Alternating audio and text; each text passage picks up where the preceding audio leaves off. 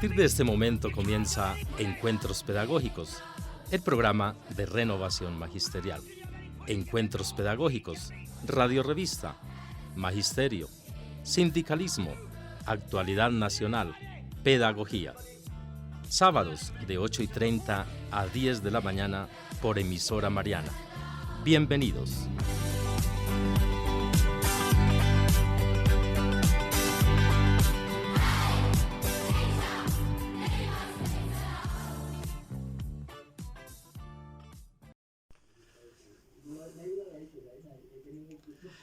Muy buenos días.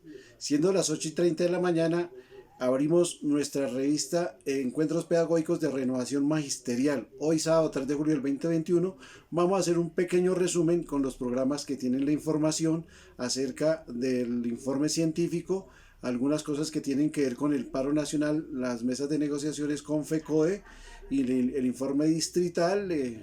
También tenemos la parte que tiene que ver con CANAPRO y encuentro con los proyectos archivados. Creemos muy importante dar esta información, repetirla, ya que tiene bastante orientación para todos nosotros los maestros. Lo hacemos en virtud de que varios de nuestros compañeros que nos colaboran en el programa están en su debido descanso y cuidándose también de no contaminarse. Entonces, hoy les agradecemos su sintonía y esperamos que este resumen llegue a todos con buena recepción, para que entendamos más cómo va el movimiento pedagógico que estamos haciendo para la salud de los bogotanos y de los colombianos. Entonces, bienvenidos a Encuentros Pedagógicos, la revista de Renovación Magisterial. Estamos saludando entonces a nuestro compañero Miguel Ángel Pardo Romero, quien es ejecutivo de FECODE, secretario de Asuntos Educativos, Pedagógicos y Científicos. Miguel Ángel, muy buenos días. Muy buenos días, Andrés Cubide Rodríguez, nuestro compañero de la Junta Directiva de la ADE. Un abrazo vital, fraternal a todo el magisterio de la comunidad educativa que nos escucha a esta hora del día y, por supuesto, un reconocimiento en estas 300 emisiones de encuentros pedagógicos, la radiorrevista de Renovación Magisterial, y por supuesto a sus predecesores, a la compañera Heidi Giovanna Quijano Triana, y al señor, un abrazo a ellos y muchas gracias por haber empezado esta propuesta de comunicaciones alternativas. Miguel Ángel, hoy tenemos conocimiento de las negociaciones que se han realizado por parte de FECODE con el Ministerio de Educación Nacional. Miguel, cuéntenos cuáles han sido los puntos y los avances en esa negociación, entre comillas, si se le puede llamar negociación, Miguel. Bueno, yo creo que a esta altura, Andrés, de lo que se trata es que esta mesa de negociación de FECODE Gobierno, pues yo podría resumir los cursos principales en dos.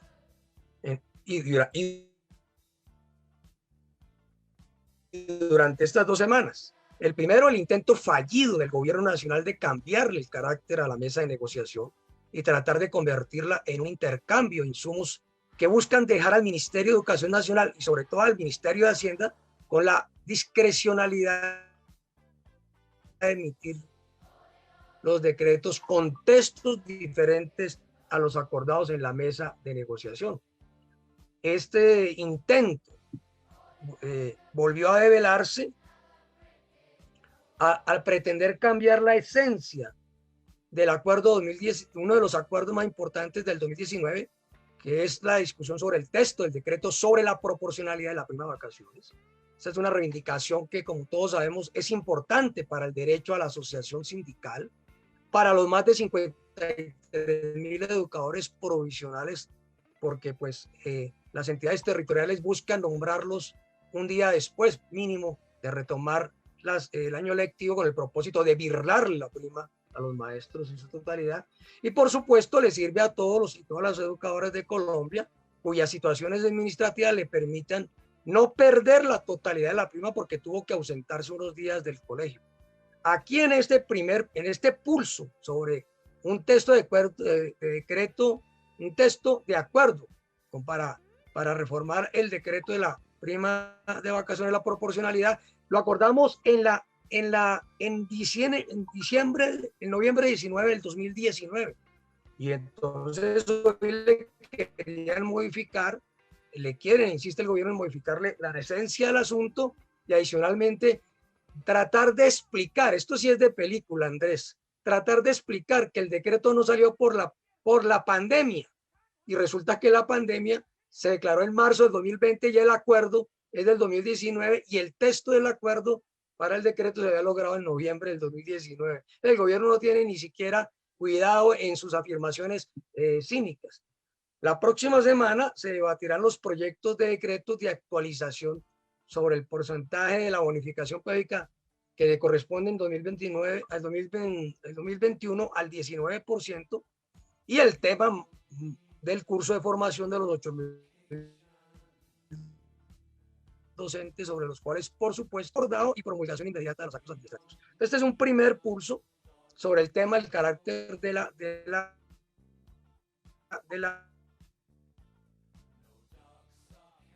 mesa, que fue, por supuesto, no observa que su argumentación no le sirve. Y el segundo pulso, pues, ha girado en torno a las clases presenciales. Por supuesto, nosotros hemos defendido que salvaguardando la vida y la salud de todos los integrantes de la comunidad educativa debe ser ese retorno. Y lo que se ha observado es la doble amenaza del gobierno nacional, que la podemos resumir, Andrés, en la bolsa o la vida, porque se ha atemorizado a los educadores con descuentos y represalias si no exponen la salud y la vida, ¿sí? Adicionalmente, se pretende vulnerar los derechos individuales y colectivos de quienes padecen comorbilidades, uno obligándolos a ir a la presencialidad y otros pues afectando al resto de la comunidad ante la vulnerabilidad de estos compañeros y compañeras al contagio, a pesar de que el gobierno ya ha confesado que hay ausencia de recursos suficientes y previos para los colegios, porque hoy vuelve después de 11 meses a decir que reconoce que solamente ha girado 288.000 millones de pesos de los 400.000 millones que prometió hace 11 meses, que a todas luces son insuficientes. Y adicionalmente, pues insisten que la vacunación debe ser incompleta porque no es para todos, sino para los maestros de manera parcial, sin siquiera la segunda dosis para todos, pero la comunidad científica ha planteado que debe ser desde los 12 años o de los 16 años mínimo de edad y que debe incluir a toda la comunidad educativa. También han quedado claro el fracaso de los protocolos, dado que no obligan esos protocolos a suspender inmediatamente las clases, pese a que hay un número significativo de contagios en los colegios.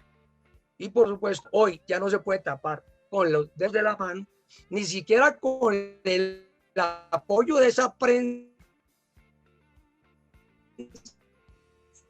lo cual hablará más tarde el doctor Orlando Acosta. Y en ese orden de ideas, ante todo este panorama, que no hay sustentación académica, ni científica, ni pedagógica por parte del gobierno, nosotros hemos procedido en la última sesión del día jueves a plantearle una propuesta al gobierno, y es que el debate esté mediado y acompañado por una comisión paritaria de científicos e integrantes del sector de la salud que tengan como propósito determinar, por supuesto, los criterios para retornar o no a clases presenciales, teniendo como criterio, por supuesto, la salvaguardia de la vida y la salud. Y a esta propuesta le adjuntamos el reciente documento técnico y científico de 140 asociaciones médicas y del sector de la salud. Entonces, estamos en estado de alerta y ya vamos a atender las comunicaciones institucionales de la CUT, de FECODE y de sus afiliados. No sé, Andrés, si me queda un tiempo para hacer dos referencias. Un minutico, Miguel, claro. Bueno, dos. Una, el reconocimiento a todos y todas por el archivo de los proyectos de ley, ¿sí?, que afectaban y amenazaban la educación y al magisterio. Más adelante, los asesores legislativos de FECODE, a quienes le hacen un reconocimiento, darán un informe más completo. Y segundo, insistir en que FECODE acompaña la lucha de más de 1.300 educadores contra el incumplimiento del ICETEX, que pretende que sus trámites administrativos poco claros desconozcan los méritos académicos de los colegas que alcanzaron los títulos en los diferentes niveles de posgrado, y por esa vía tratar de desconocer pues el derecho a la formación docente financiada por el Estado, que tanto hemos luchado. Más adelante también 2 colegas van a dar un informe mucho más completo sobre el particular de las compañeras y compañeros que están afectadas en Cundinamarca, pero como todos sabemos están en todo el país. Bueno, muchas gracias, Miguel, muy amable. Pasamos a nuestro encuentro con la comunidad científica, con el doctor Orlando Acosta. Muy buenos días, doctor Orlando Acosta. Buenos días. El doctor Orlando Acosta es doctor en virología molecular, es además director del equipo de investigación del estudio del virus en la Universidad Nacional y profesor de la Facultad de Medicina de la Universidad Nacional. Doctor Orlando Acosta, hoy tenemos una discusión con el gobierno nacional y le planteamos estas preguntas. ¿Es conveniente entrar en la presencialidad con las actuales condiciones de pandemia? Y por favor, aclárenos eso de la resiliencia, el índice de resiliencia que tiene el gobierno como un parámetro en la resolución 777 y en la directiva 05 del ministerio. Siga usted, doctor. Sí, muchas gracias.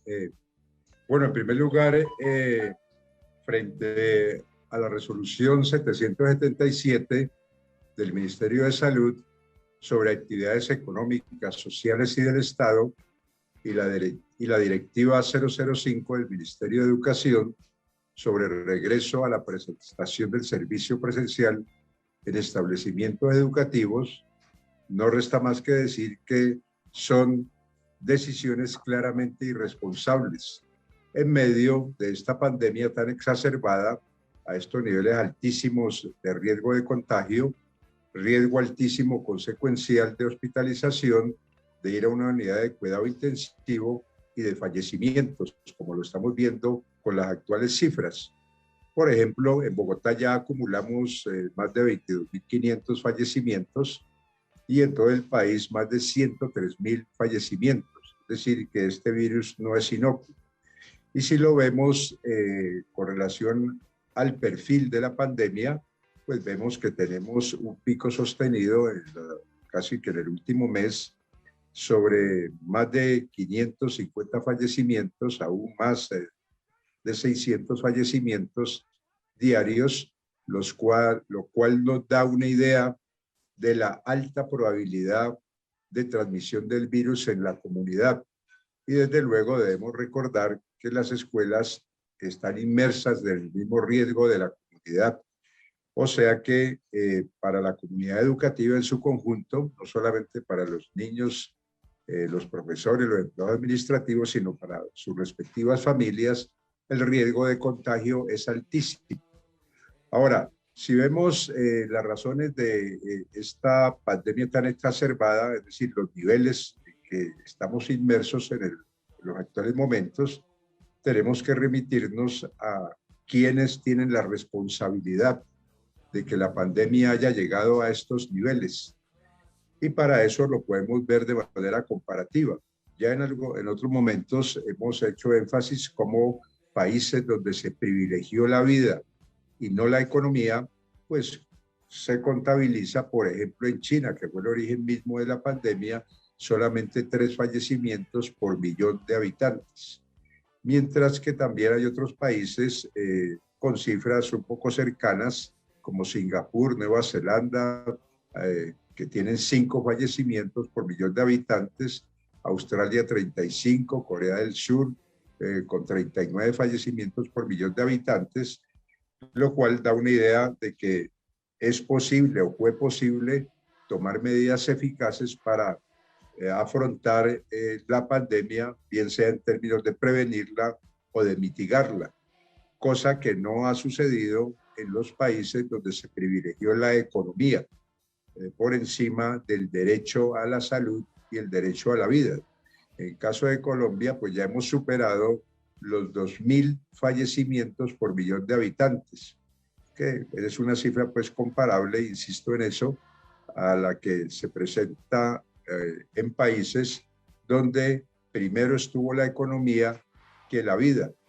Y en el caso particular de Colombia, ustedes han visto que el gobierno en todos sus niveles, nacional, departamental, distrital, local, pues ha tomado o ha aplicado mejor la política de mantener viva la pandemia ligeramente por debajo de la infraestructura hospitalaria, con el argumento de que si hay camas UCI suficientes desocupadas, podemos proceder a que se contagien más ciudadanos, se hospitalicen, vayan a unidades de cuidado intensivo, donde se oculta que ir a una unidad de cuidado intensivo se tiene apenas la probabilidad de salir vivo en un 50%, y quienes sobreviven tienen secuelas, porcentajes relativamente altos de diverso orden y en diversos órganos. Entonces es un aspecto importante de destacar cómo estas políticas son comparables casi como, pues, así sea la causa, el virus, pues son comparables como si fuera un genocidio. Es decir, en vez de preservar al máximo la vida, es decir, cuando hay muertes que pueden ser prevenibles y no se hace, pues uno diría que allí hay responsabilidades al menos éticas y desde luego también políticas. Ahora, para tener una idea del alto riesgo en que nos encontramos en el momento, podemos señalar el caso particular de Bogotá, donde estamos más de 5 veces por encima del riesgo más alto de contagio, de acuerdo a los parámetros definidos por los Centros de Control y Prevención de Enfermedades de los Estados Unidos, con relación a los nuevos casos. Los nuevos casos durante los últimos 14 días por 100.000 habitantes son superiores a 5 veces el riesgo más alto de transmisión del virus en la comunidad. E igualmente, si lo vemos a través de las pruebas de RT-PCR, que la hemos estado revisando sistemáticamente, pues estamos en un promedio en ese mismo periodo de los últimos 14 días de alrededor del 40%, donde 10% es el riesgo más alto. Entonces esto nos da una idea de la altísima probabilidad de ser contagiados en la comunidad. Además, las medidas de bioseguridad, donde hay varias, y son algunas de responsabilidad individual y otras compartidas, es decir, entre los miembros de la comunidad educativa y las autoridades de salud y autoridades educativas, allí también hay que destacar que no están implementados de manera amplia las medidas que conduzcan a la detección o a la medida indirecta del virus en los espacios escolares. Es decir, no hay una detección automática de los niveles de CO2 en los espacios escolares y una filtración, desde luego, y renovación y filtración automática del aire. Entonces, este es un aspecto muy importante, dado que el principal medio de transmisión del virus es el aire. E igualmente no están garantizados, y menos en las poblaciones más pequeñas, la detección sistemática del virus en la comunidad educativa a través de las pruebas de RT-PCR, que es la prueba molecular para detectar el virus en la nasofaringe de las personas. Entonces, elementos asociados a lo que se llama el índice de resiliencia, que es el nivel de vacunados, pues claramente podemos ver que no se cumple. Ustedes han visto que apenas estamos llegando al 11% de vacunación con doble dosis, es decir, vacunación completa en el país, que estamos muy lejos de la meta a donde hay que llegar para conseguir la inmunidad de rebaño. Entonces también es otro aspecto que preocupa. Entonces, ¿cómo determinar esos niveles de manera sistemática en todos los municipios, localidades, etcétera, espacios escolares? Entonces, mientras esas medidas de bioseguridad, más otras que hemos señalado en otros momentos, que es un catálogo amplio, entonces es un riesgo altísimo de contagio. Además, debemos destacar que pues, muchos miembros de la comunidad educativa, hablando pues en términos de sus familias, de las familias, profesores y aún o principalmente estudiantes, no han sido vacunados. Entonces están expuestos a estos altos riesgos por los que estamos atravesando.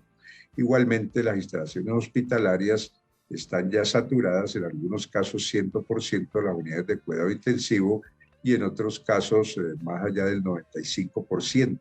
Entonces, si vemos estos aspectos ligados a uno de los componentes de la resiliencia, que es el número de vacunados y también cuántos hay en la comunidad ciertamente inmunizados, bien sea por la vacuna o por la infección, también hay una incertidumbre y no se cuenta con la estructura para esa y además los niños pues de menores de 16 años, aunque entre los de 12 y 16 ya hay determinaciones de vacunarlos, todavía no se han vacunado y son claramente un caldo de cultivo para el surgimiento de mutantes y nuevas variantes que podrían ser más infecciosas o eventualmente más letales. Por lo tanto, no hay condiciones epidemiológicas ni éticas para el regreso presencial a actividades educativas seguras.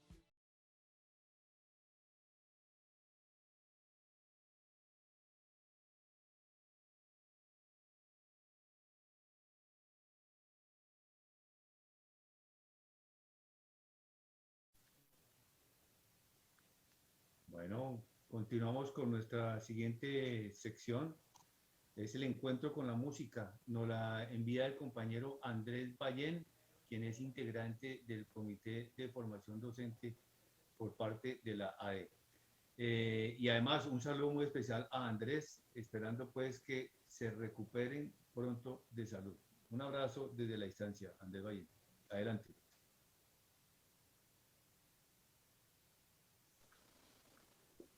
Bueno, hoy le mandamos un saludo a Andrés Ballén, quien pues tiene este espacio pero se encuentra convaleciente. Entonces vamos a pasar a una canción que él nos envía, que es de Junior Jane, aquel cantante chocuano que fue asesinado en las protestas. La canción habla por sí sola, la vamos a escuchar en reivindicación de todos nuestros muertos en este paro.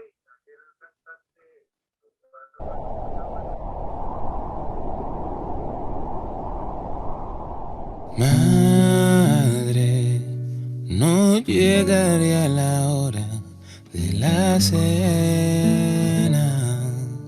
Aparecí en un lugar que no era mi hogar. Me duele estar tan lejos. Oigo, me están llamando.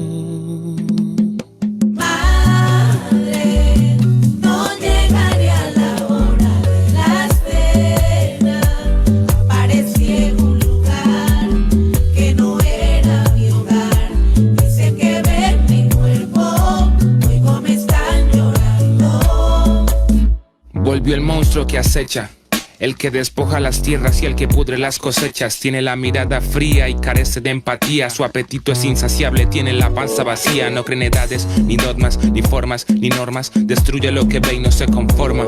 Solo obedece intereses económicos. Infunde el miedo y entierra a soldados anónimos. Hermanos de otras madres que salieron de sus casas. Se fueron hace un día y hace años que no abrazan. Ese monstruo llegó al Cañaduzal. Quiso azúcar de la vida y dejó peste con cal.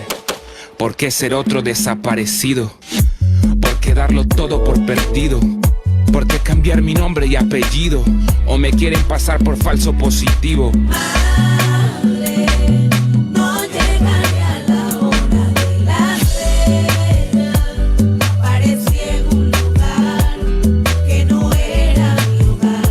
Me duele estar tan lejos, oigo me están llamando.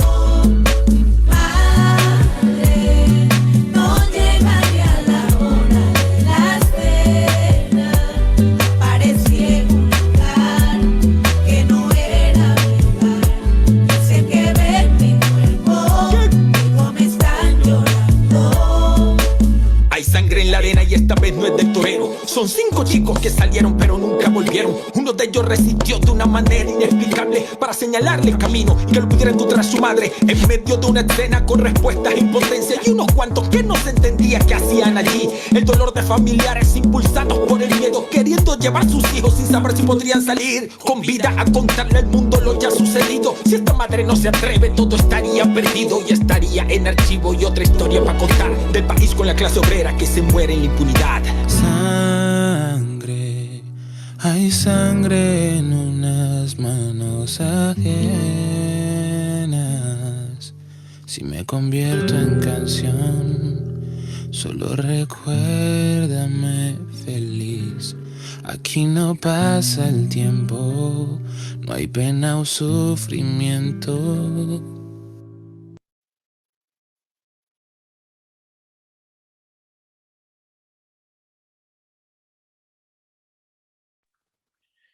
Bien, esperemos que esto nos haga reflexionar y la lucha continúa.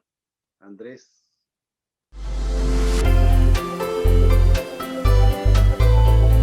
Desde Bogotá, Colombia, transmite Emisora Mariana, HJKM 1400 kHz en amplitud modulada y www.emisoramariana.org. Evangelización, cultura y sociedad. Contigo somos un solo corazón. Pasamos a nuestra siguiente sección, Canapro, Solidaridad que hace vida. Alonso Camacho, muy buenos días. Alonso es jefe de créditos en Canapro. Adelante, Alonso.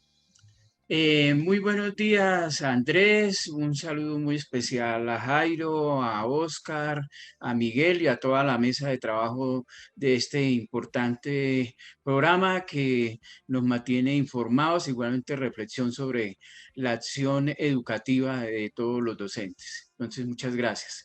Informamos que el día de hoy no se prestará servicios a nuestros asociados de manera presencial y virtual, pues está realizando una actualización de nuestro sistema. Igualmente, informarles que en el mes de julio tendremos créditos de la siguiente manera por nómina. Previsora hasta el día 16, municipios Faca y Chía hasta el día 22, Distrito, Integración Social, FOPE, Colpensiones, FONSET, Secretaría de Hacienda, Soacha, Girardot, FUSA, Zipaquirá, Mosquera, FUNSA, colegios, universidades y otros convenios de nómina hasta el día 26 de julio. Igualmente, todas las pagadurías podrán solicitar su crédito hasta el día 26 igualmente. Informarles a los asociados que todavía no les ha llegado el certificado para la declaración de renta, que lo pueden solicitar en el correo certificados@canapro.com o igualmente pueden llamar a nuestro teléfono 348-0564.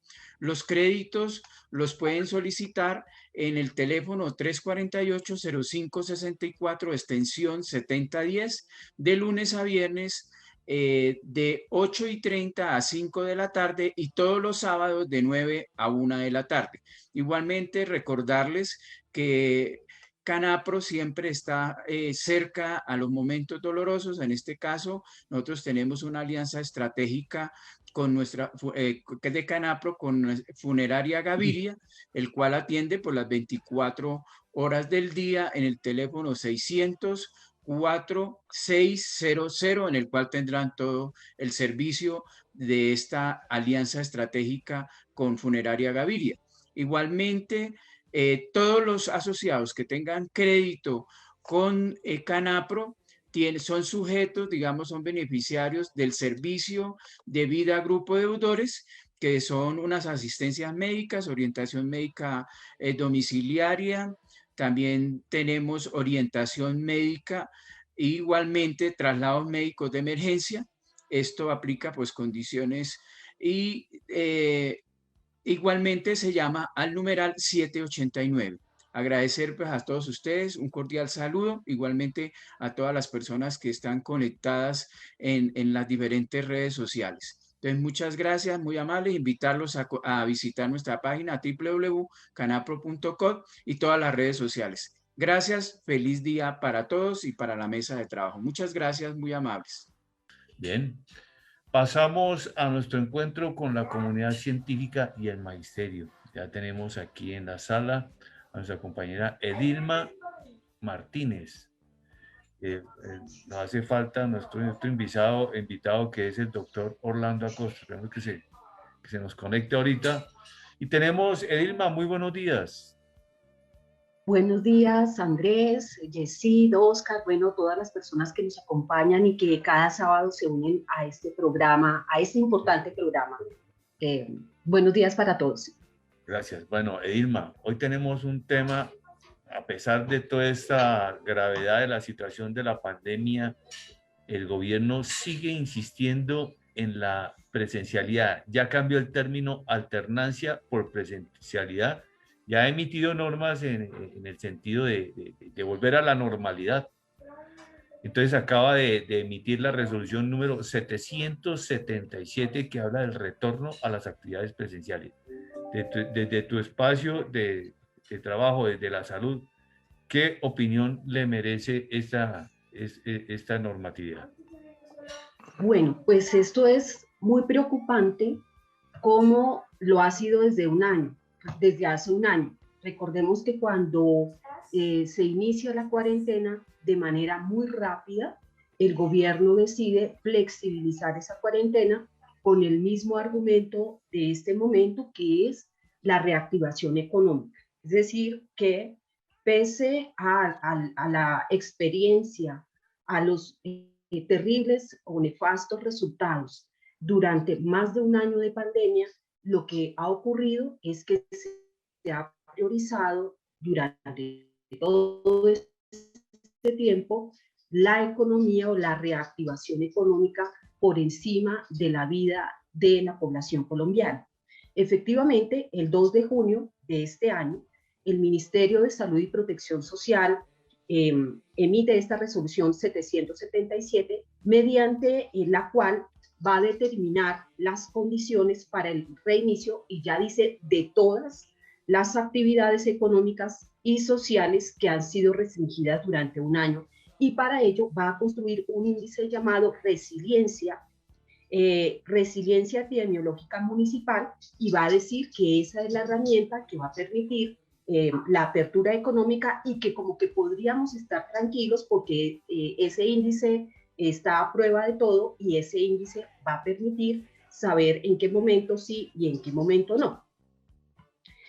En estos días ha salido un artículo llamado Reflexiones críticas sobre el índice de resiliencia epidemiológica municipal, utilizado o que ha formulado el Ministerio de Salud para la toma de decisiones políticas de política pública en el control de la epidemia por COVID-19 en Colombia. Para ese análisis van a participar 17 académicos de diferentes instituciones universitarias del país, y hacen un análisis sobre ese índice.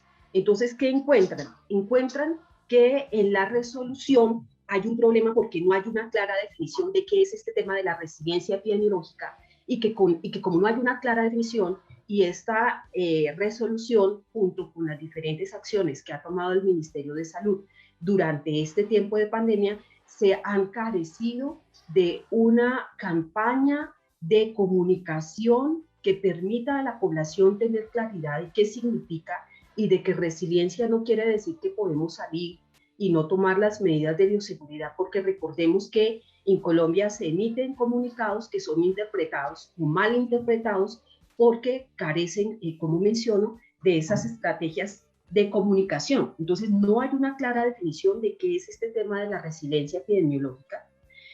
Los académicos cuestionan la validez de este índice, la validez en términos de lo que este índice es, de la apariencia, del contenido, de la construcción, de cómo se construyó y qué elementos se incluyeron para construir el índice. Además, cuestiona la pertinencia de usarlo como una herramienta para permitir o dar vía al reinicio de todas las actividades económicas restringidas. El índice se va a basar en elementos que tienen que ver con vacunación, con la cero prevalencia en los municipios, es decir, la letalidad que ha tenido el COVID-19, letalidad medido en muertes, la capacidad instalada en términos de la capacidad de unidades de cuidados intensivos y la ocupación de estas unidades de cuidados intensivos, y lo otro que se llama el testeo, que es la realización de las pruebas COVID positivo y si salen positivas o no. Se basa en el Plan Nacional de Vacunación, y el Plan Nacional de Vacunación se diseña y parece que fuera algo inamovible, porque define unas etapas, pero desconoce la realidad de lo que viene ocurriendo. Si bien el Plan Nacional de Vacunación se va a centrar en las edades de las personas que han muerto más, digamos las personas mayores de 70 años, desconoce o se hace de la vista gorda en relación con la población vulnerable en términos de pobreza, y que esa pobreza vinculada con dificultades para una buena alimentación, lo que hace es que prepara el terreno para que la enfermedad sea mucho más agresiva en esta población. Entonces, si bien la vacunación se centra en el tema de edad, debería hacerse un ajuste en este Plan Nacional de Vacunación para que se reoriente la vacunación hacia esta población que es vulnerable. Ya en la Universidad de los Andes también ha hecho un análisis, y en ese análisis se preguntan dónde vivían las personas que han fallecido por COVID-19 en Bogotá, por ejemplo. Y va a decir que en las localidades yupecentas de mayor vulnerabilidad social, pero esta dinámica de Bogotá es la misma dinámica que se tiene en todo el territorio nacional. También va a decir la Universidad de los Andes que la pandemia y la cuarentena ha mostrado grandes inequidades sociales, económicas y económicas en salud, que esta resolución no tiene en cuenta, que desconoce, y que lo que hace es poner en mayor riesgo la vida de la población. Pero no obstante a esto, se ha conformado recientemente, debido a estas decisiones que ha tomado el gobierno nacional, pues un grupo de académicos de más de 150 organizaciones académicas, gremiales, científicas, se ha conformado en algo que se llama la Alianza por la Salud y la Vida. En esta Alianza por la Salud y la Vida se ha venido haciendo un análisis de estos elementos que se toman en este índice de resiliencia, y dan un ejemplo para el caso de Bogotá. Dice el informe que publica la Alianza que Bogotá tiene una positividad por encima del 40%, es decir, que el 40% de las muestras que se toman salen positivas, y que esto nos indica que ya existe un hipercontagio en la ciudad, y que en este momento cualquier medida que se haga va a tener, pues eso además no lo va a decir el ministro, ¿no? Que va a tener muy poco efecto, pero realmente aquí el problema es que incluso lo que va a decir este índice es que si la positividad está por encima del 40%, no se pueden abrir o implementar o abrir la economía tal como lo está previendo la resolución. Entonces, la resolución que da el ministerio tiene deficiencias en términos de su índice, ¿sí? No tiene en cuenta situaciones como la vulnerabilidad de las poblaciones, no da respuesta a estas situaciones, y nuevamente envía un mensaje en el que dice que la economía está primero. Perfecto, continúa con un plan de vacunación errado, digámoslo, y diferentes organizaciones, yo me incluyo en ellas, no vemos como positiva la implementación de esta resolución. Bueno, gracias, Ilma. Indudablemente que este es el punto de vista desde la salud y desde esos factores que ha tomado como referentes el gobierno nacional, y que los encontramos totalmente desajustados o que no coinciden por el respeto de la vida, y que esas medidas realmente hacen parte del paquete de la necropolítica. Tenemos ya en conexión aquí al doctor Orlando Acosta. Doctor Orlando Acosta, muy buenos días. Muy buenos días. Bueno, ya escuchó usted que tenemos un tema muy importante, que es sobre lo que está fundamentada la resolución 777, que habla del índice de resiliencia pero que además cambia el término que es el de la alternancia por el de la presencialidad. Ya Elma nos estaba haciendo una presentación desde el punto de vista de la pandemia, de manera específica de lo que está avanzando la pandemia y de la gravedad de la situación. ¿Cuál es su opinión, doctor Rolando Acosta? Bueno, en primer lugar, cuando hablamos de la pandemia, tenemos que hablar en términos de riesgos, es decir, de riesgos de transmisión del virus, de riesgo de ser contagiados en la comunidad. Entonces, en esos términos, si vemos los datos, las estadísticas actuales, por ejemplo, para Bogotá, debemos insistir nuevamente en que estamos casi que sobre 5 veces el riesgo estimado como más alto de contagios en la comunidad y en los espacios escolares, desde luego, porque hacen parte de la comunidad misma. Entonces, aquí es importante enfatizar que cuando hablamos de probabilidad de contagiarse, cuando se entra en contacto con otras personas, pues claramente entre más contactos hay en la comunidad, esta tiende a materializarse de manera efectiva. Entonces, si hablamos en términos de probabilidad de contagios, claramente tenemos que recordar que en el momento estamos teniendo alrededor de 900 nuevos casos en los últimos 14 días por 100.000 habitantes en el caso de Bogotá. Y cuando se está entre 50 y 200 casos nuevos en ese periodo de 14 días por 100.000 habitantes, ya se ha llegado al riesgo máximo de contagio en la comunidad. Es decir, que estamos 5 veces por encima de lo que se considera en el caso de los parámetros definidos o indicadores definidos en Estados Unidos por los Centros de Control y Prevención de Enfermedades, pues el riesgo es altísimo. O sea que cada vez que haya contactos en las actividades económicas, actividades comerciales, en los espacios escolares con presencialidad, pues quedamos inmersos en ese riesgo. Es decir, la comunidad educativa toda queda inmersa en ese riesgo con base en que si tenía menos contactos, ahora los va a incrementar. Entonces eso es bastante preocupante. Si lo vemos alrededor del otro indicador que hemos señalado en otros momentos, que es el porcentaje de pruebas positivas a RT-PCR, que es la sigla en inglés para la prueba que se hace para determinar la presencia del virus en la nasofaringe de las personas, pues también vemos que hemos estado alrededor de 40%, y cuando se está entre 8 y 10% ya se ha llegado al riesgo máximo de contagios. O sea que visto de esta manera, con estos dos indicadores, pues el riesgo de transmisión del virus es altísimo, y si añadimos el indicador de ocupación de camas UCI sobre el 95%, entonces aún más estamos con ese indicador en un riesgo altísimo de contagiarnos, porque cuando se está llegando a 80% de ocupación de camas UCI, efectivamente estamos en el riesgo más alto.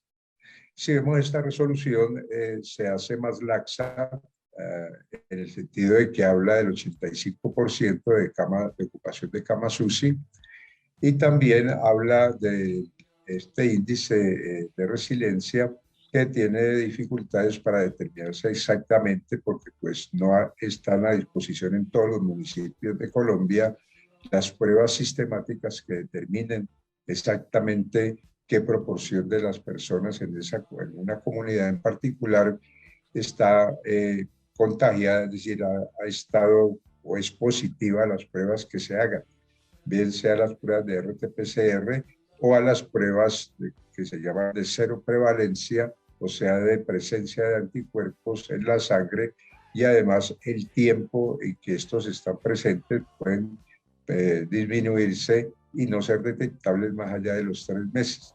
Entonces hay una cantidad de incertidumbres en términos, llamémosle así, técnicos, que dificultan establecer ese índice de resiliencia, y desde luego hay incertidumbre en los contactos incrementados sobre la probabilidad de que estos contactos conduzcan a una infección verdadera en aquellas personas que no la han padecido. Si lo miramos por el lado de las vacunas, por ejemplo, ustedes han visto que el reporte oficial es de 8.6% en el país de vacunados con las 2 dosis. Es decir, corresponde pues, a las cifras que ustedes han visto de 14 millones de una sola dosis y de 4.300.000 de las 2 dosis. O sea que todavía se está lejos de conseguirse lo que se llama la inmunidad de rebaño, que esa sí sería una protección para toda la comunidad.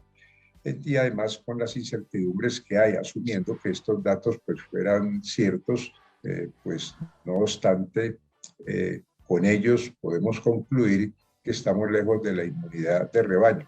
Además, en la comunidad educativa en el momento pues no han sido vacunados los menores de 16 años, que es una población que también puede ser víctima del coronavirus. Ya lo hemos mencionado en otros momentos. Las estadísticas muestran que han fallecido 275 menores de 19 años entre el 2 de marzo del año pasado y el 11 de abril de este año.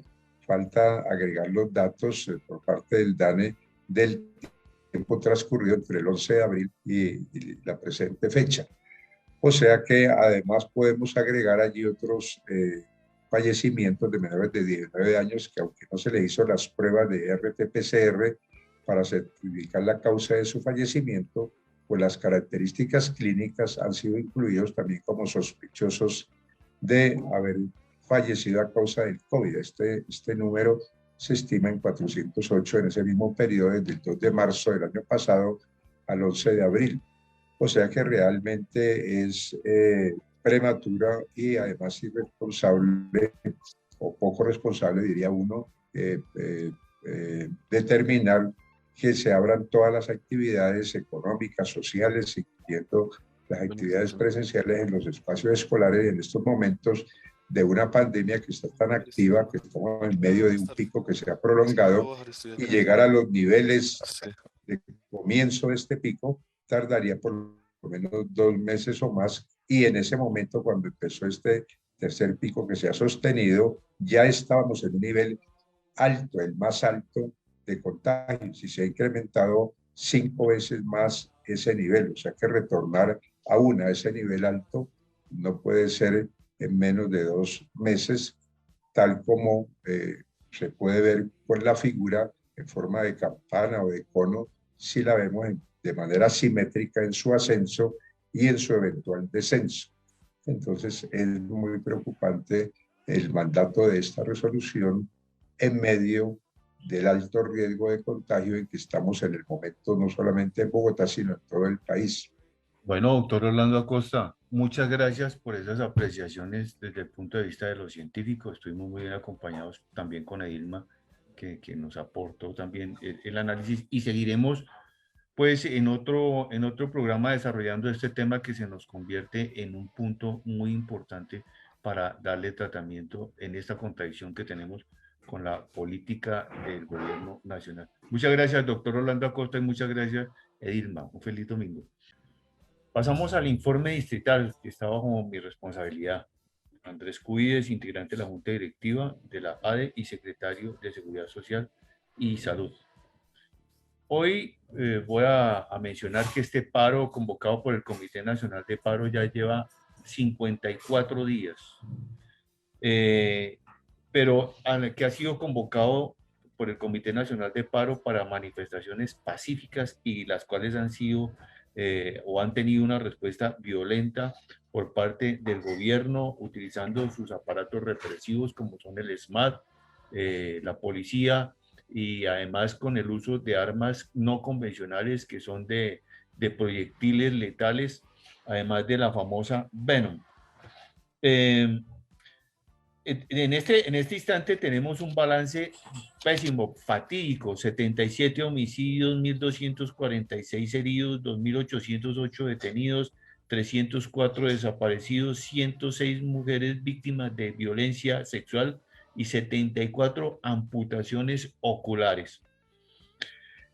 Pero además de esto, el gobierno expidió el decreto 575, que impuso una conmoción interior en varios departamentos, distritos y municipios, con la intención de imponer la asesoría militar, pero también de relevar de las decisiones a los respectivos mandatarios, a los gobernadores y alcaldes de esos departamentos y municipios. Esto ha obligado a que se solicite la intervención de entidades como la ONU, la OEA, de las plataformas de derechos humanos, pero de manera muy especial también del Comité Interamericano de Derechos Humanos, que afortunadamente pudo reunirse, le dieron el ingreso al país, y el pasado 9 de junio se reunió en el Hotel Tequendama con el Comité Nacional de Paro, pero también visitó Cali, visitó Bogotá y habló con diferentes integrantes de la movilización social, de lo cual estamos obviamente esperando su pronunciamiento y las respectivas recomendaciones que le debe hacer a este gobierno. Este paro ha sido un paro con réditos buenos, en el sentido de que se derrotó la reforma tributaria y que en el sector magisterio también, si esto se hubiera implementado, hubiéramos salido lesionados, porque lo que intentaba era poner a tributar a quienes recibieran en este país ingresos mayores a 1.600.000 pesos, pero además suspendía o congelaba el aumento salarial por 5 años a los trabajadores estatales. Igual manera, se derrotó la reforma en la salud, que arrasaba con el régimen especial exceptuado del magisterio, pero también colocaba a la población colombiana en unas condiciones muy difíciles, porque entregaba la salud a los aseguradores y la dejaba pendiente o dependiendo de seguros que no cubrían todas las enfermedades.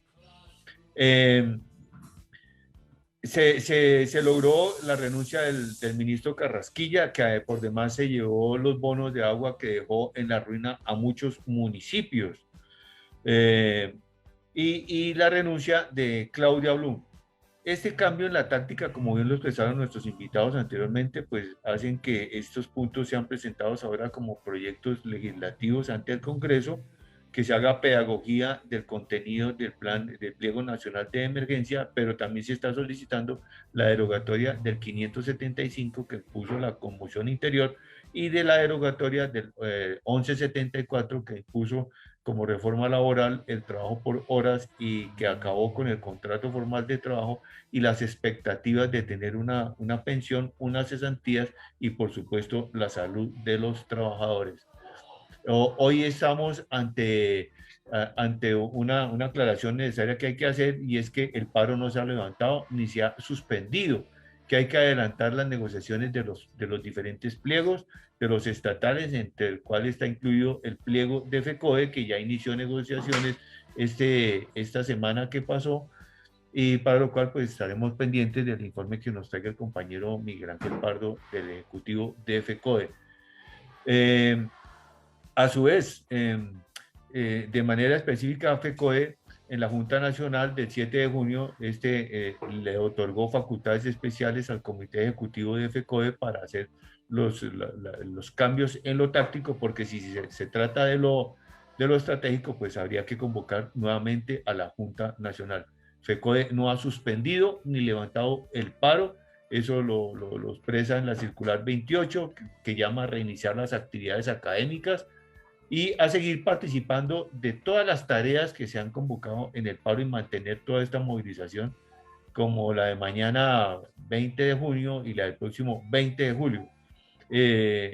Estamos pendientes obviamente de las discusiones que se tienen acerca también de la resolución 777, tanto en el Ministerio de Educación Nacional como en el nivel local, con la alcaldesa de Bogotá y con la Secretaría de Educación, para lo cual estamos diciendo que no es suficiente la vacunación del sector magisterio, sino que también hay que tener en cuenta la vacunación de todas las personas que apoyan el proceso de la educación, de los niños mayores de 16 años, pero tampoco puede quedar excluida aquí la comunidad educativa en su conjunto, y por eso nos insistimos en que la vacunación tiene que ser universal, inmediata y gratuita.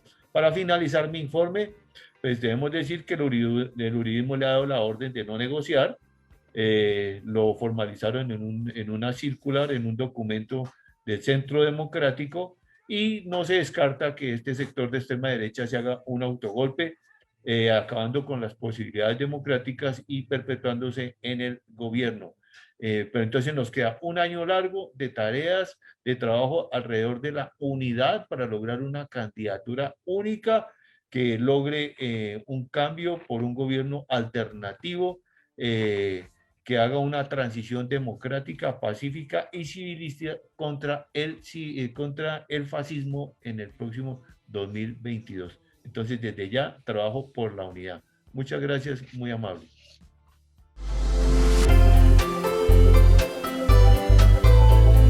Desde Bogotá, Colombia, transmite Emisora Mariana, HJKM 1400 kHz en amplitud modulada y www.emisoramariana.org. Evangelización, cultura y sociedad. Contigo somos un solo corazón.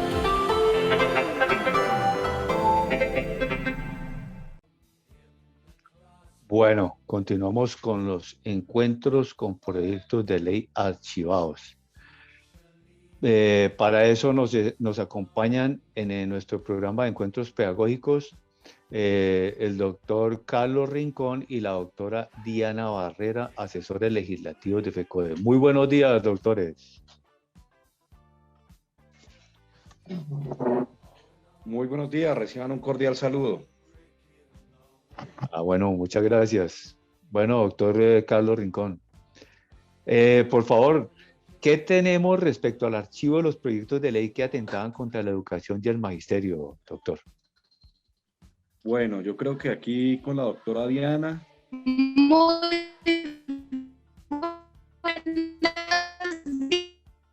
Doctora Diana, buenos días. Está muy mala la comunicación. Sí, tenemos mala comunicación, doctora Diana. Le sugerimos desconectarse y conectarse nuevamente para mejorar la conectividad. Bueno, doctor, continúe usted, por favor. Bueno, muchas gracias. Mientras que se mejora la conectividad, que en este país es demasiado buena, sí. Queremos hablar de una serie de proyectos de ley que en el ejercicio legislativo atentaban contra el magisterio colombiano, contra la ciudadanía en general, por supuesto, contra todos aquellos elementos y derechos que la Federación Colombiana de Trabajadores de la Educación defiende desde el punto de vista estatutario y desde el punto de vista de control social que realiza la Federación Colombiana de Trabajadores de la Educación. En ese sentido, es importante destacar que en Cámara de Representantes se logró el archivo de diferentes proyectos de ley, es decir, que no tuvieran debate en el Congreso de la República por ser iniciativas que atentaban contra esos derechos que defiende el magisterio colombiano. En particular, por supuesto, de manera primordial, el derecho a la educación. Tenemos en primera medida en Cámara de Representantes, como fue radicado y con mensaje de urgencia, el proyecto de ley que, por supuesto, coadyuvó el paro nacional, el proyecto de ley 425 de 2020 Cámara, 10 de 2020 Senado. El proyecto que pretendía la reforma a la salud. Es importante contarle a los maestros de Colombia que ese proyecto fue radicado el 20 de julio de 2020 y tuvo más de 4 informes de ponencia, y en ese proyecto de ley que se realizaron 8 audiencias públicas, 4 en Senado y 4 en cámaras, la Federación participó desde el año pasado enviando conceptos de solicitud de archivo, enviando conceptos para resguardar el régimen exceptuado del magisterio colombiano. Aquí hay que decir algo muy enfático, y es que ese proyecto de ley sí afectaba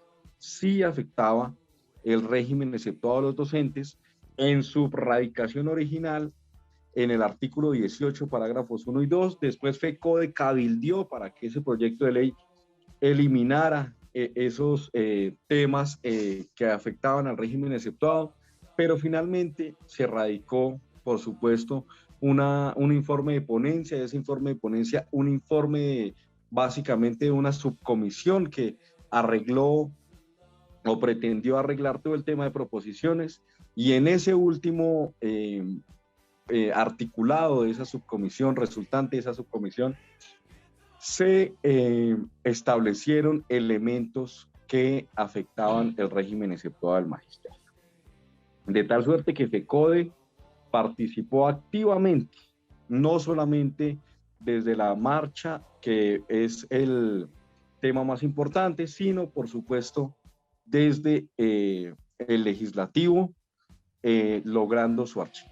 Había otro proyecto de ley que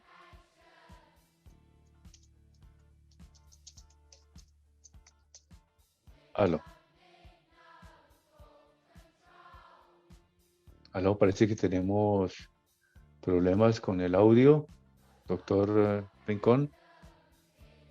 Bueno, mientras... Potencial, también respecto de aquellos derechos que tendrían en cuenta los estudiantes, aumentaría la brecha de desigualdad.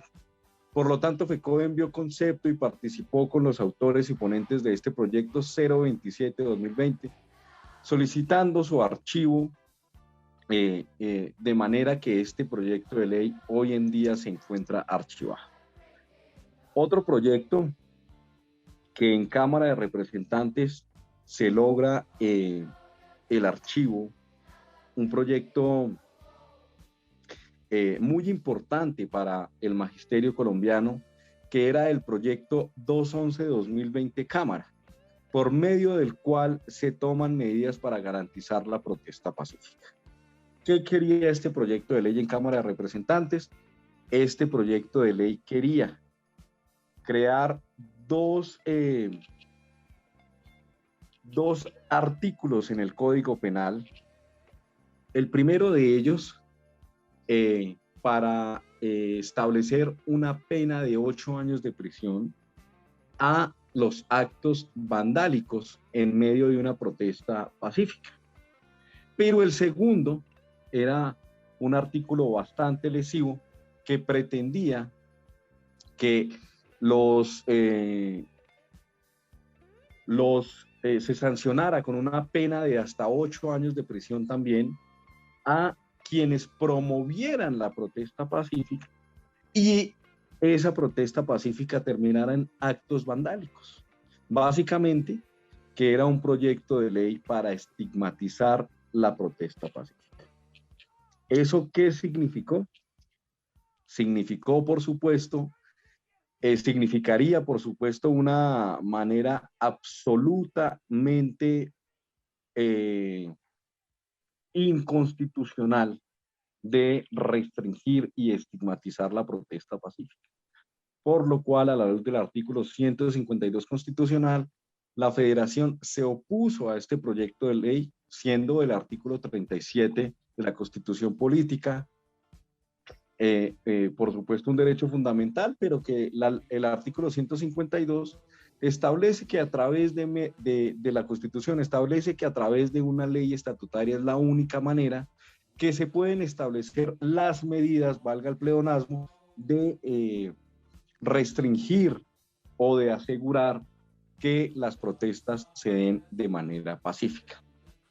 Asimismo, la Federación utilizó todos los elementos de la sentencia emitida por la Corte Suprema de Justicia y otras sentencias de la Corte Constitucional, pero la más reciente de ponencia del doctor Armando Tolosa Villabona, y en donde se establece claramente que la protesta tiene un carácter disruptivo y se le debe prohibir al legislativo y a cualquier autoridad emitir toda serie de acciones de tipo legal y reglamentario para restringir la protesta pacífica. En Cámara de Representantes se logró el archivo de estos 3 proyectos de ley que, por supuesto, generaban una completa afectación al magisterio colombiano, a los derechos de la educación y de esa manera la Federación tomó cartas en el asunto y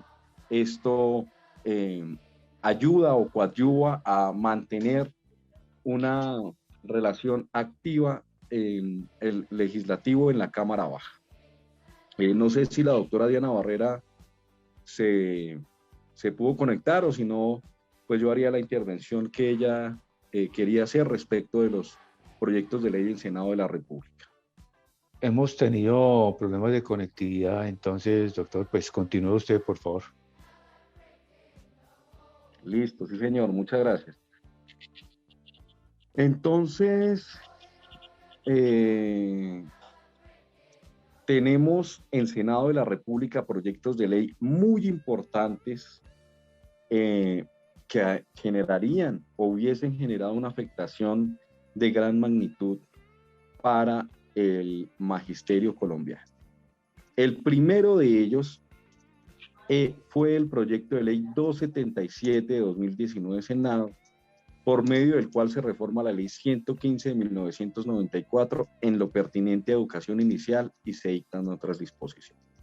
Este proyecto de ley, la Federación Colombiana de Trabajadores de la Educación, a través de conceptos, a través de reuniones con el Ministerio de Educación, en las que intervino ejecutivos de la Federación, en las que intervinieron, por supuesto, el Gobierno Nacional, que era un proyecto radicado por congresistas del Partido de Centro Democrático, que ahora no se puede decir entonces partido de gobierno, porque parece que hoy en día ya no es ni siquiera garantía que el gobierno radique sus propios proyectos, porque el mismo Partido Centro Democrático a algunos les hace el feo. Pero este proyecto de ley, que pretendía eliminar de tajo la posibilidad del preescolar de 3 grados, el proyecto de ley 277, FECODE logró su archivo en la Comisión Sexta de Senado de la República. Es un proyecto que está archivado. De hecho, hoy en día todavía nos preguntan en algunos sindicatos, nos preguntan algunos docentes, si es que es verdad que el proyecto se archivó. Claro que el proyecto se archivó. Que si es que es verdad que de pronto continúa su trámite, ya no continúa su trámite, pero lo podrían radicar el 20 de julio, de tal suerte que es importante que se tengan en cuenta, se esté en un estado de alerta respecto de esta iniciativa, porque durante la sesión de la Comisión Sexta en la que se archivó este proyecto, se anunció que debería continuarse por parte del partido de gobierno con esta intención. El proyecto de ley 185-2020 Senado, 296 de 2020 Cámara, que fue el proyecto de ley de presupuesto general de la Nación. En ese proyecto de ley se logró que la unidad especial de administración del PAE redujera en 158.000 millones de pesos a 12.000 millones de pesos los gastos de administración, es decir, los gastos de funcionamiento de esta entidad, de esta nueva unidad especial de administración del PAE. También hay que ser claros y enfáticos con el magisterio colombiano, que en ese proyecto de ley FECODE solicitó más de 660.000 millones de pesos para los recursos de bioseguridad, que si se hubieran incluido en el proyecto de ley de presupuesto general de la República, presupuesto general de la Nación, los recursos hubiesen sido de mejor y más fácil ejecución que como lo estableció el Ministerio de Educación a través del FOMI en medio de la pandemia, y que el gobierno hizo caso omiso respecto de esas propuestas de la Federación, que hoy en día hacen mella en la inejecución de los recursos para establecer protocolos de bioseguridad. Está también el proyecto de ley 032 de 2020 Senado, por medio del cual se implementarían los procesos de calidad de la educación en el marco de la política del Estado para la transformación de la calidad educativa, y se dictarían otras disposiciones. Este proyecto de ley pretendía no más y no menos que generar en todas las materias establecidas en la ley 115 con el 80% de obligatoriedad, un tutor en el aula de clase. Aquí quiero ser muy preciso, y es que este proyecto de ley específicamente no hablaba de los tutores, de los tutores del programa Todos Aprender, porque establecería unos nuevos tutores contratados por el ministerio que no sabemos de dónde los sacarían, no sabemos de dónde los contratarían, ni siquiera si fueran docentes o no, para llevar a cabo una, por supuesto que una revisión, una supervisión de lo que dictarían los docentes en el aula de clase. Este proyecto, por supuesto, que vulneraría la autonomía de cátedra, y la federación logra que no se dé debate en el Congreso de la República y que se archive el proyecto de ley 032 de 2020 Senado. El proyecto de ley, por supuesto, tan sonado, el proyecto de ley 094 de 2020 Senado, por el cual se modifica la ley 115 y se autoriza la educación preescolar básica y media en casa, y se dictan otras disposiciones, ley homeschool o educación en casa. También está archivado, pero hay que ser absolutamente pertinentes en la información que se brinda, diciéndoles que es posible que este proyecto de ley se radique en la siguiente legislatura. ¿Por qué? Porque este proyecto de ley, la federación hizo una serie de Facebook Live, dictó conferencias, por supuesto los ejecutivos dictaron conferencias e hicieron pedagogía en contra de este proyecto, tema muy sonado en el Congreso de la República, es decir, la oposición de la federación. No se había radicado ponencia respecto de esta iniciativa, pero a las últimas 2 semanas de archivarse este proyecto de ley por tránsito de legislatura, es decir, 2 semanas anteriores al 20 de julio, y nos avisaron que posiblemente iban a radicar un informe de ponencia, y unos días antes del término de la legislatura radicaron una ponencia.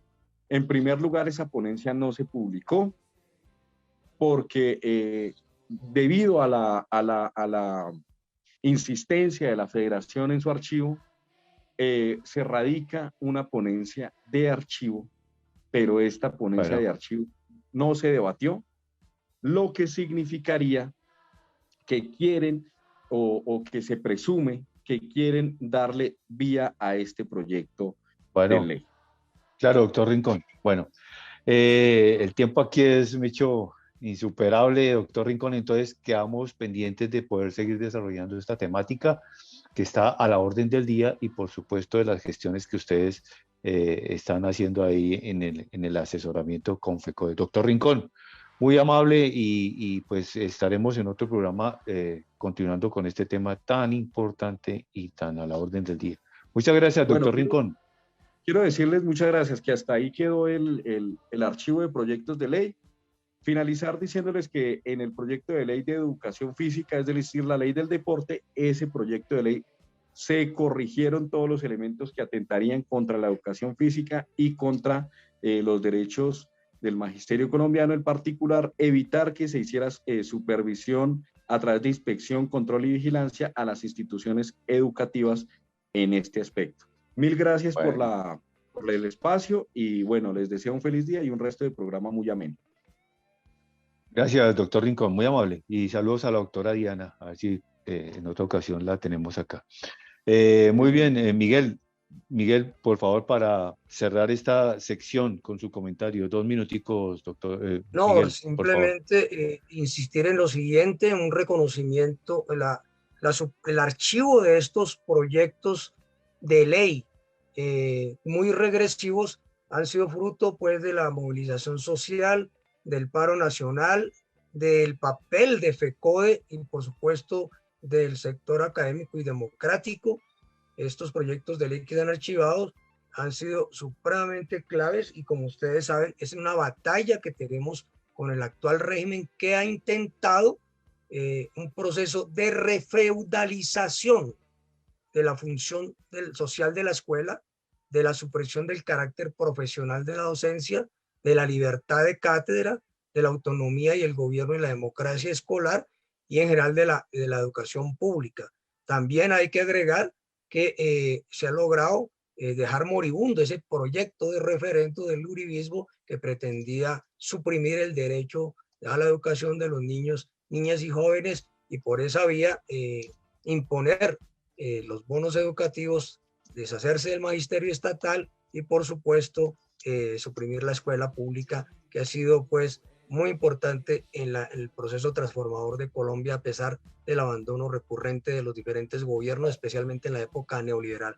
Quiero hacer un reconocimiento, por supuesto, a todos y todas que hemos estado en esta batalla, a toda la población, a toda la comunidad educativa, a toda la muchachada de la federación, un reconocimiento especialmente a la labor de nuestros asesores legislativos de la federación, que han estado día a día, minuto a minuto, haciéndole seguimiento y en coordinación con el Comité Ejecutivo, con el CEID, sustentando de manera argumentada ante el legislativo pues lo regresivo de cada proyecto, pero que por supuesto ha sido gracias a la movilización, a la existencia de la presión de la población, de la comunidad educativa y de la federación, que se han logrado archivar. La batalla, como dice, continúa, y sabemos que el 20 de julio, en el último año que le queda al régimen uribista, en segunda persona, en cuerpo ajeno, que es Duque, va a haber una nueva ofensiva contra los maestros y maestros a través de el legislativo y la bancada uribista y de la coalición de gobierno, pero estaremos como siempre atentos y atentas todos y todas. Bueno, les agradecemos a todos ustedes la sintonía de hoy sábado. Esperamos que este resumen sirva para nosotros fortalecer nuestro conocimiento acerca de lo que está pasando con la educación en Bogotá, con la salud de los bogotanos, con la educación de los bogotanos y en general de Colombia. Agradecemos a todos ustedes su sintonía, a todo el equipo de Renovación Magisterial en Colombia, a la emisora Mariana, al productor Sergio Camilo Castro, a Oscar Carvajal en el lenguaje de señas y quien les habla, Jairo Castro Ballesteros. Recuerden sintonizarnos por renovacionmagisterial.org. Nos vemos dentro de 8 días. Muchas gracias.